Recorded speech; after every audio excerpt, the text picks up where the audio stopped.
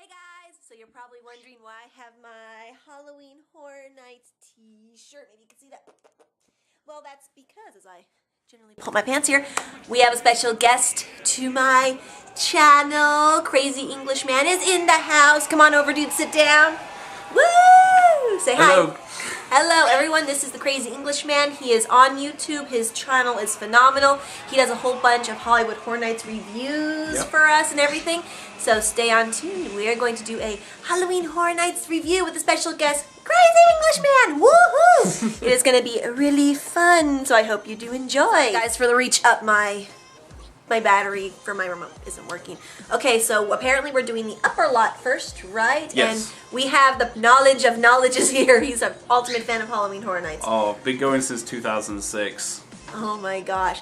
Totally awesome. So what is the first maze we're going to start out with? Well, the first maze on the upper lot is the Universal Monsters Remix Resurrection Maze, which is a returning maze from last year. See, I personally love it. I love the music and the techno. For me, it's not scary. That's just my aspect on it. To me, it's more like go in there and woo woo. They try to be scary, but with the dance scene, what is it called? The dance scene, Frankenstein. And yeah, the little DJ booth. Yeah. And that. I enjoy it for what it is. The music's fun. It's one of those relaxing mazes, so once you've done all the intense mazes like Insidious or Walking Dead, it's a nice relaxing maze. It's scary, but it's very like jump out meh kind of thing, where it's just like, I want to be scared, but I want to be relaxed at the same time and not be frightened every 2 seconds. So in that case, I really do enjoy it. And I do agree, the music's kind of catchy. The music's done by DJ Figure. He's a really good musician. And, but I'm into a lot of the new and improved kind of mazes. I like fresh ideas that come to the thing. And it's not necessarily John Merck, the creative director's fault, because, I mean, there's only so much you can really do with the House of Horrors. It's already a predetermined maze, so you can't really alter it too much. Yeah. That's the one thing that I heard a lot of people complain about, is that it is, like you said, old in aspect. Like, for me, I personally like it. Like you said, it is a break maze. Yeah. And if you guys go to Halloween Horror Nights and it's there, it's, like he said, it's not scary. It's just like, blah, in your face, and then you have the cool, like what we do is we just go in there and, you know, fist pump it all the way. And you end up bobbing your head more than you are screaming. It is true. The one positive thing that I loved about it this year is that it had the face-off monsters from Frankenstein and the Bride, and that was the two things that I wanted to see in that maze, was Frankenstein's wife and Frankenstein. If you guys have seen the creations on Face Off, they had a big contest. The winner of that would have, or has, their Face Off creations in the maze. Sorry for that. Why is the... Sorry guys, my lovely trash man decided to take over this interview. Oh, give me a break. 1 second, can you keep... Oh my... Yeah, so, I mean, barring the horrifying sound of the garbage man. I'm back! It's, yeah, no, I liked the music, and I liked the characters, and I did like, because I do watch Face Off with my family, and we were really excited to see the monsters inside the maze itself, as well as the winner of the Universal Studios Scare Actor Contest, Make Your Own Scare Actor Contest, which ended up being the Invisible Man. And I thought that was fun. When I have to admit, and this is to my own fault, when I first saw the design of the Invisible Man, I was not impressed. I thought some of the other designs were more frightening than that. Yeah. But having seen it utilized as a DJ in that, it worked really well. Yeah. It wasn't really meant to scare as much as be an amusing character. So those are my thoughts really on that maze. Yep. The one thing that I didn't like about it, I do have to point this out, like he stated, I do like fresh ideas, but however the case may be, the maze to me was exactly the same as the previous year. To me, even if they just changed the schematic, like putting one room before the other, to me that would help. Like I said, my positive favorite is, of course, the face-off monsters. My greatest dislike is as the same, like you said. Yeah. What about you? What's your dislike? Well, my primary dislikes, if I had to count them, would probably be the fact that the maze is stagnant. They can't really do much to the interior. They can't change it up much. If it was the same format in scares, than last year. Like, the scares were all in the same place as last year, so I recognized everything. But any positives, I would have to say, like you said, the music was a lot of fun to listen to, and the last scene with the Frankenstein monsters, the Bride of Frankenstein, and the DJ, those were fun characters. So they were my positives for that. All right. So there we go. The thoughts on the Monster Remake Maze. The Boogeyman! What was the maze called again? El Cucuy, the Boogeyman. El Cucuy, the Boogeyman. What is your thoughts on that maze? Well, I have to start off with saying, first off, when I first went, which was day one, I didn't like it at all. And I wanted to, because I liked La Llorona the previous year, but I didn't like this one as much. Only because when I first went, there was barely any scare actors. The audio, because the maze is narrated by film actor Danny Trejo, his voice was very hard to hear over some of the sound effects. Really? So the audio pitch was a little different, and so it was. He's telling the story, and I'm like, wait, what's he here? Oh God, scare actor! What are you saying? So it was. I liked the set design. So the first time I went around, if I had to take any positives out of it, it would have been the set design. Second time I went, I really enjoyed it. They fixed the audio problems. They increased the amount of scare actors. And the first time I went around, there's a black tunnel that went from point A to point B, and there was nothing in it. Now the second time I went in it, I'm like, oh God, it's this tunnel.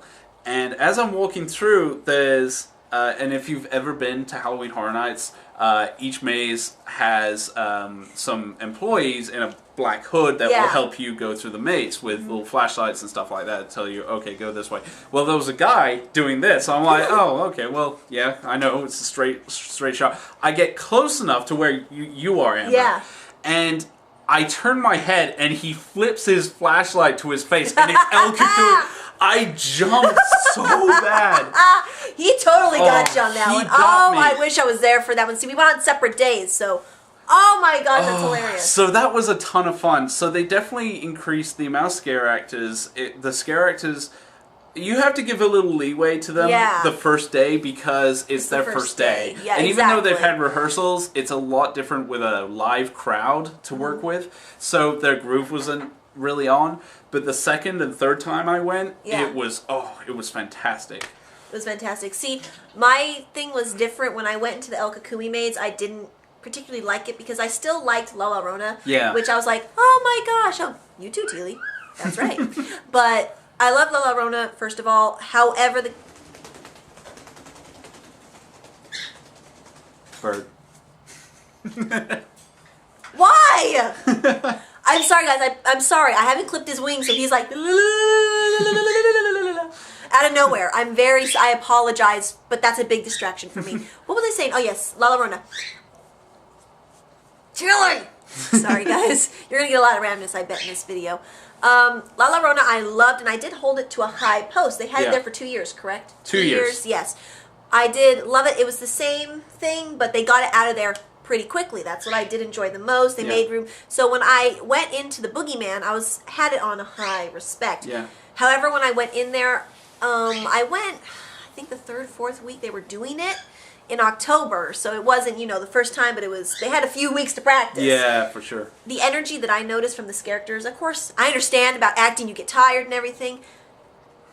It just didn't flow to me correctly. They did have music pitches that were kind of awkward for me, and a lot of the scaring was like boom, and then also too I saw I was looking out for La Llorona props, and I saw some La Llorona props all throughout. I'm like, oh. On a side note, if you do go to Horror Nights, you'll notice they do reuse a lot of props, and I'll bring that up in another maze coming up. So. Yeah, see, you probably saw something I didn't, because in that maze, I think there was the church scene, right? In that maze, maybe I cannot quite remember. The way they started it out with is you're following this kid's story, and he goes to this movie theater. So the first thing you see is a movie theater. You go through the movie theater, you go through the streets, and then you reach his house where his whole family's been butchered, and it's his birthday party. And then you Happy go. Birthday. I know, right? That's a great way to come to a birthday. And then according to the story, he gets kidnapped, and you go up to El Cucuy's mountain lair, and that's where the maze. It's the finale of it. So. Yeah, I don't know. For me, when we went the audio, where you said it started out with his story, was there recording something like that? Yeah, they recorded Danny Trejo doing voiceovers during different segments of the maze to explain the story. Like I said, the first time I went through it, it was very hard to understand because the sound effects, music, and the sounds were too high pitch to really hear what Danny Trejo was saying. However, the second time I went, they actually fixed that, so it was a very even level. With me, we didn't get the story or the sound effects. We only got like the scary music. So that's probably what I was missing, because it's like, oh look this, what? Then also too, I was looking out for some of the La Llorona props, and I did see like different chairs and like different backdrops that look so similar to her. I'm like, oh come on, if you're doing a new maze, please at least gut them and make them something different. I think to their credit though, there was a few props reused. However, the maze itself was very brand new. Like the movie theater set was fantastic in the way it felt like a movie theater set. I didn't notice as much as in other mazes. However, I see what you mean. You do kind of get distracted by like, oh, that was from another maze previous year. Yep, and sorry guys, it's leaving. And now I'm making a prediction. I'm predicting they might have it next year. What do you think? Because La Llorona was for Tui. It's 2. I've talked to other fans, and I do agree they may do something brand new, because I don't really see them doing too much with that story.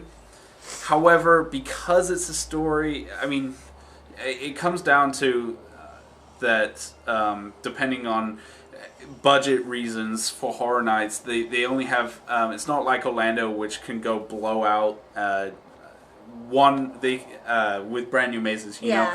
So they may bring it back and use it to save on their budget for other mazes. Other than that, as for the story, it's very difficult to see ahead to see if they'll do it. I think they'll bring it back though, only because 1, budget. 2, it's a story about like the boogeyman, so really you can do anything you want with it. Like La Llorona, there was different variations of La Llorona, whereas El Cucuy is a very stagnant character. He doesn't change he has like almost one incarnation of him. He kidnaps children. However, the design itself is brand new. So it's very difficult to say, you know? Yeah, for me, I'd give the maze like a 3 out of 5, because it's right in between for me, but there was definitely some things wrong with it. What about you? I would probably give it a 7 out of 10. I say that because it does have some failings to it, but in the end, it did redeem itself a little bit, so it did bring itself, because when I first reviewed it, I gave it a 5 out of 10. And then that was the first day I went. And then I decided to give it another chance, and I went, and I think I gave it a 7 out of 10. So I would still keep that score. Okay, so you heard it from Crazy Englishman and me, myself. What is it called? El Cucuy. El Cucuy. That's our thoughts on, thoughts on our process about that.